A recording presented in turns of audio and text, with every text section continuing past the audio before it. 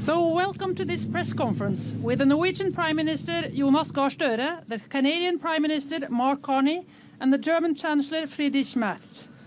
First, we will have short introductions, and then we will open up for questions. And with that, I give the floor to the Prime Minister of Norway, Jonas Gahr Støre. Well, let me wish you heartily welcome to the High North. The temperature is not a particularly cold response, but we are very motivated to be here and meet with our troops. Let me welcome my two colleagues. Chancellor Merz and I have been together at Andøya today, a very fruitful visit. And to our Canadian colleague who has made the long tour from Canada. Soyez le bienvenu, Marc, ici à Norvège. C'est un grand plaisir.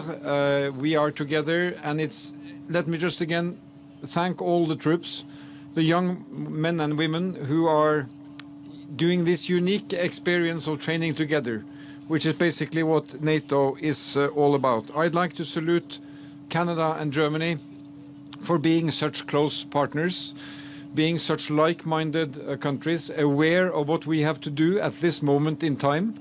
We live in a very critical moment where we need to really come together as an alliance, and we need to come together when we share values and take common responsibility.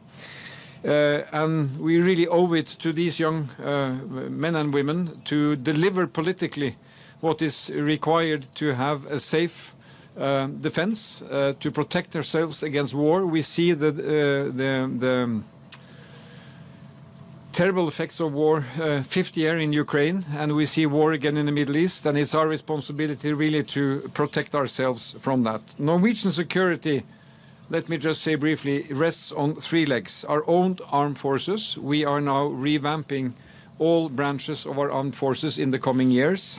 The collective defense through NATO, and strong bilateral ties with allies. And now we are strengthening all of these three dimensions. And I'm particularly happy that we can do this now in the Arctic, because for Norway, the Arctic has been the focus of our national security for decades, and in particular for the last 20 years. We want to preserve what we call high north, low tension. We want to be predictable long-term, and that's why this exercise coming every second year is an important thing that everybody around us know, and they know that we exercise to be at the right level. And let me just finish by saying that this is not only about Norwegian security. If we take care of the Arctic in a responsible way, we serve Europe, we serve North America, we serve the purpose of the transatlantic relationship. So we are demonstrating here credible defense and credible deterrence together. So again, to my colleagues on my sides here, very happy to have you here. This is real friendship, this is real solidarity among states, and I'm looking forward to hear your interventions here. Chancellor. Yeah, thank you, Jonas, and thank you, Mark, for being with us today together here in Norway, defending this part of the European continent, and I'm very happy to be here together with my colleagues and meanwhile friends to show that we are ready to defend, ready to deter what we are calling the High North. And many thanks, Jonas, for your great hospitality yesterday and today. Let me switch into German. Wir treffen uns heute hier. Ladies and gentlemen, we're meeting today north of the Arctic Circle while the war in the Middle East is ongoing. The High North, where we are, may be geographically far away from Tehran, but the fighting in Iran has immediate impacts on our security and our energy supply too. We do share important goals of the United States and Israel. Iran must not pose a threat to Israel and other neighbors. Its nuclear program, its ballistic program must end. Iran needs to stop inciting terror at home and in the region and beyond, and support terror. But with every day this war lasts, more questions are coming up, more than can be answered yet. And one thing becomes increasingly clear: we need a convincing plan on how this war can come to an end. Meanwhile, we're witnessing a dangerous escalation. Iran indiscriminately attacks states in the region, among them close partners and allies of our country too, Germany. The Strait of Hormuz is basically closed, and we condemn this in the strongest terms. We have no interest in an endless war, or if the territorial integrity or statehood of Iran was crumbling, or if Iran was no longer economically viable, it would have severe impacts on us as well. So we need a good outlook for a peace order. We have discussed these topics. I was happy that we had the opportunity and that we continue this discussion also. The cooperation on energy policy. Yesterday we set the right tracks, and in the future too we will make sure that we develop a common energy supply strategy within the European Union, together with our Canadian partners and Norway, who are, of course, not a member of the EU. We need joint strategies in terms of energy supply, also common strategies in developing satellite programs and space aviation. These are topics that we are intensively discussing here, and I'm very happy that we had this practical demonstration of this exercise here as well. What the Bundeswehr does here is really remarkable. Also, at this spot, the Bundeswehr is defending Germany, and I would like to reiterate that. And I've heard it from the commanders and from my partners here. The German soldiers are highly appreciated and much respected also for the knowledge and skills they have. So I would like to thank the German soldiers who participate in this exercise. Thank you very much. It's great that you're here, and please come back safely. Well, thank you, Prime Minister Stora, dear Jonas, and Chancellor, dear Friedrich. This is an incredibly important exercise for Canada. And I think where I'd like to start is to echo comments of my colleagues, is that what we begin with is the strength of our common values. We are like-minded. We hold basic values constantly dear. But we're recognizing at the same time the value of our strength. We're all investing heavily in our defense and security, and we all recognize that we are much stronger together. Stronger together when we cooperate in areas such as space, cooperate in defense, but also cooperate with other like-minded nations. And there's no better illustration than Operation Cold Response. Over 30,000 women and men, 14 nations, working together, learning together, integrating systems, preparing to defend our citizens. So it is incredibly important for Canada to be a participant in this with our special forces. We're learning a lot. I think hopefully we're passing on a few lessons, and we'll take this forward. We will protect our own territories. We will protect the High North, the Arctic, and in doing so, we will protect NATO, we'll protect freedom, democracy, and human rights. Just a couple of words about our commitment to defense. A year ago, our new government was first sworn in, and within the first week, we went to our Arctic and made a commitment. We made a commitment to change fundamentally our defense strategy, to be present 365 days a year in land, sea, and air, in a territory that is 40% of our land mass and 75% of our coastline. I would add also a territory that shares a 3,000-kilometer border with the European Union. Part of that commitment comes with major investment. We announced yesterday over $40 billion of investments in the Arctic, in defense and security, and economic security. And then that is part of a bigger set of investments consistent with commitments we all made less than a year ago in The Hague. in The Hague. I was going to say in The Hague. I wanted to say Hamburg because you were here, Friedrich, but in The Hague.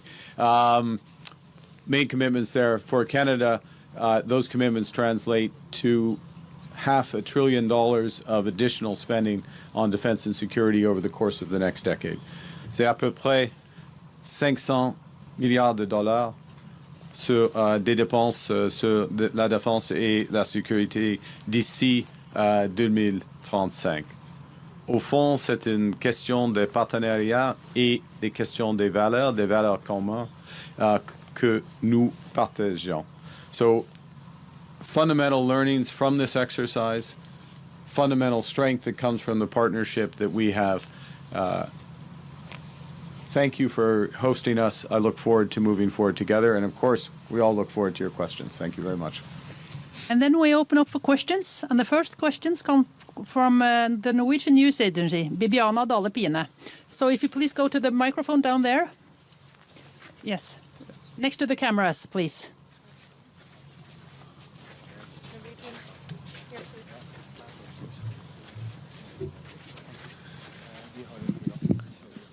Hello, hi. I can't see you anymore, but hopefully you can hear me. I'd like to pick up on something that Mr. Mertz said about the war in Iran. And being here with Russia as the sort of intended enemy, I'm wondering if you could share your thoughts about what the war in Iran and the easing of the oil sanctions against Russia, what will that have to say for the war in Ukraine? What will be the implications? So, thank you. Well, let me start by saying that we are entering the 5th year of a full-scale aggression from Russia against Ukraine, and Ukraine has had to live with events beyond Ukraine taking attention away from this completely unacceptable situation they are in.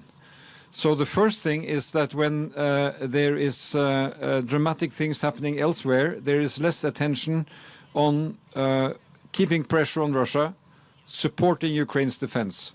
The 3 countries standing here are consistent in supporting Ukraine, even if the focus may be somewhere else.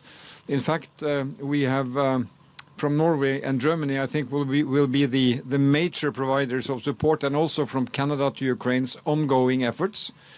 And it's our view, and I speak for Norway now, and I think we share that view, that there needs to be more pressure on Russia to stop this unacceptable war. And from my perspective, I think that there should be no pressure on the energy side taken off Russia. It needs to be consistent, and it needs to be felt from the Russian side so that they will come to the negotiation table, accept the ceasefire, and accept a just and durable peace. Well, I fully agree with what Prime Minister Sture just said. As you all know, we had a video conference with the G7 leaders on Wednesday, and 6 out of 7 were clearly the opinion that we should not release the sanctions against Russia. And we were a little bit surprised that we heard this morning that the American government decided differently. This is definitely not our view. We are sharing the 6 out of 7 that this should be not the case because Russia is benefiting from that. And we are seeing this into the right different direction. We should put more pressure on Russia to bring this terrible war to an end as soon as possible. And that's the reason why we are having a different view on this decision, which was obviously taken in D.C. last night. Yes. I'll just reinforce that. Entirely agree. Canada's position is to maintain sanctions on Russia, maintain sanctions, including on the Shadow Fleet, which is moving this oil. You know, there has been very tight cooperation between Russia and Iran at great cost to the people of Ukraine, and a great threat to peace and security in Europe. And this group, under the leadership of the 2 gentlemen to my right, and a broader coalition of the willing, has stood up to that. In providing the framework for security guarantees, stood up to that in terms of providing support and training and materiel to Ukraine. All of us have contributed considerably to the defense of Ukraine, stood up to it in terms of sanctions, which we stand by, and will continue to do so. The next question is from Catherine Tunney, CBC. On va faire un petit changement. Ce sera Valérie Gamache de Radio-Canada. Monsieur Carney, d'abord, si vous pouviez répéter en français ce que vous venez de dire sur la position du Canada par rapport à la levée des sanctions américaines contre le pétrole russe. Et ensuite, si on pouvait vous entendre, can you answer the question? Will it be any G7 meeting discussing the American decision? And is any one of you has the intention to talk to Donald Trump about his decision, trying to maybe convince him to back up on it? OK. Je vais commencer. En ce qui concerne les sanctions canadiennes contre la Russie, on va les garder. C'est clair, c'est simple. Et la situation demeure la même. C'est la faute de la Russie, cette guerre horrible en Ukraine, et c'est la position du Canada de soutenir l'Ukraine tout le temps. C'est pas le moment d'enlever la pression sur la Russie, surtout parce que la Russie et l'Iran sont des grands alliés. OK? Alors, au fond, j'espère que ça suffit. In terms of a G7 meeting, I'm sure there will be additional G7 meetings. The convening of those meetings is the responsibility of the presidency. We all have direct lines into the president, and we'll use them. There is value in having broader G7 discussions. I'll make a final point with the countries of the GCC, who have shown enormous restraint and heroism, I might add, in terms of their response to the ceaseless attacks by Iran on them, particularly on civilians and civilian infrastructure. So, Chancellor, will you ask a meeting to President Macron about the American decision? Well, we will have the opportunity to speak with each other over the weekend, and we will check what we can do. And I'm totally agreeing with what Mark Carney said about the sanctions, and this is our view, and this is shared by most of the G7 members, and we will figure out what we can do to keep them ongoing and to increase them instead of releasing them. The next questions come from Mr. Winke, Reuters. I have a question to Prime Minister Carney. You just said that we are stronger together if we work together. So my question would be about submarines. Why does Canada not buy the offer Germany and Norway have made? Why are you still thinking about why are you still thinking about a South Korean offer? And a question to the Chancellor and Mr. Störe. What could you actually offer on addition of the offer which was made by the company to Canada to make it more appealing to accept it? Well, let me answer this in a way that doesn't put pressure on my two colleagues, which is that all of our governments are making enormous additional investments in defense and security, rightly so. But all of us are doing so in a way that is responsible with taxpayer dollars, that look to ensure that those investments have the maximum effect in terms of providing defense and security to our citizens, and also build partnerships that have broader industrial and economic benefits for all of us together. What does that mean from a process perspective? Is you run a very clear, consistent, transparent, open, fair process. And the reason I'm not going to answer your question is we're towards the final stages of that. We're at the final stages of that, and we're blessed by having options, very much including the German-Norwegian option. Thank you. Well, let me say that the offer from Norway and Germany was handed to Canada a few days ago, and I have every confidence that the Canadians will make a thorough evaluation of that offer. So I'll let the technical details lie. Just want to say that from our experience, investing together in these kind of very comprehensive capacities is more about than the capacities. It is also building industrial partnership and strategic and security policy partnership. So when Norway and Germany are integrating on submarines and on tanks, as we have seen here, it means also a very strong political integration between mature and trusted allies. So we get much closer in the way we share outlook on security environment, on security threats, and it's also kind of a cultural dimension of bringing us together, which provides Norway net security by those kind of common projects. So I think that's the whole idea. These are major investments, as Prime Minister Carney says. We are making decisions on spending a lot of money on this, which means that we can spend less money on other important issues in our societies. And in addition to investing in these capacities, you know, when we do it together, we get an extra political dimension, which is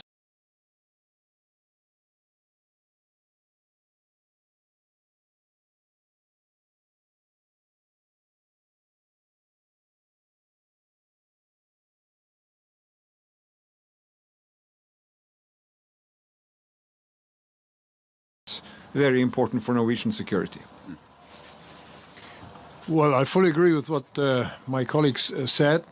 This is covering the entire picture of, the one hand, spending money for the right equipment, on the other hand, to standardize, to bring more standards into NATO, and to scale up the numbers. So this is, in my view, extremely important. And we're talking about, and as Mark Carney said, we are in the final stage of our talks, and I'm very much hoping that we can convince the Canadian partners to do that, what we want to see them to do. The next question comes from TV2, Simen Grimstad Øksnes.